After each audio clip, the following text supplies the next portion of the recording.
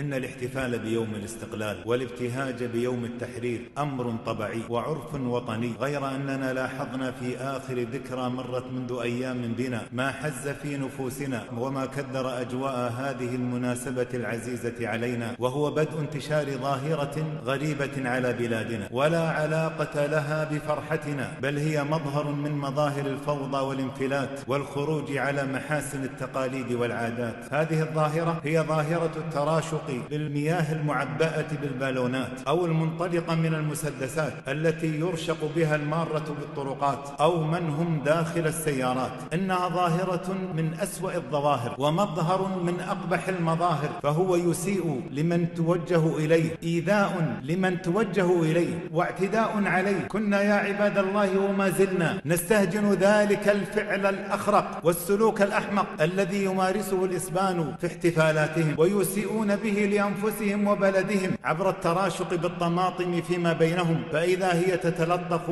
بها أبدانهم وتتقاطر بأصباقها ثيابهم في منظر يثير الاشمئزاز ويدعو إلى الرثاء. ونحن في هذا البلد الشامخة مكانته، العريقة وجاهته، لا نريد أن نكون موضعا لسخرية الساخرين واستهجان المستهجنين من خلال هذه الممارسات التي لا تليق بنا وتسيء إلى سمعة بلدنا. وعدا هذا وذاك فهو عبث بنعمة خلق الله منها كل شيء وجعلها ضرورة لكل حي، بل هو كفر بها وقد يكون سببا لزوالها. لنتذكر يا عباد الله بأن هناك كثيرا من الأماكن في كثير من المواطن يعاني أهلها شح الماء ويجدون في جلبه أشد العناء، إذ يقطعون مسافات طويلة للوصول إليه ويمضون ساعات طويلة للحصول عليه. ونحن في هذه البلاد قد من الله به علينا ويسر حصولنا عليه، فما يؤمننا إن نحن أسرفنا فيه أو عبثنا به أن يعاقبنا الله عز وجل بحرمانه أو يصعب حصولنا عليه. قل أرأيتم إن أصبح ماؤكم غورا فمن يأتيكم بماء معين. ومن أجل ذلك فإن علينا جميعا